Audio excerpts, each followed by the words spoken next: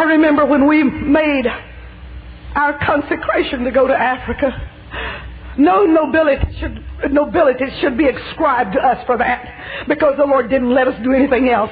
He stayed on our case. My dear old grandmother sent for me and said, very urgent, I must come to El Dorado, Arkansas, and I went. She said, now, Nona, I want you to know that you're my first granddaughter, and I've settled money on your father and your uncle and your aunt, and I want to give you my estate. There's this farm out here, 383 acres, and that beautiful old farmhouse on it. It's all yours. And you know that we all know that there's oil out there, because there's a spring out there that runs, that the pitch or the oil comes out of the ground into that spring. So you probably will get oil out there someday. And there's 3 rent houses here in town. Now this house I've given to my daughter, but these 3 rent houses, and it's all yours. And besides, my wardrobe. Grandma Sula had a wardrobe, and she made beautiful handmade quilts.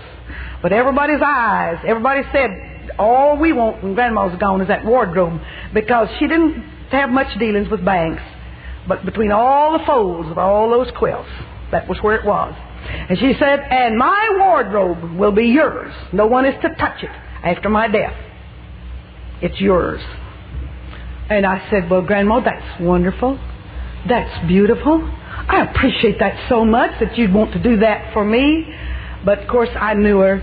I said, what are your conditions?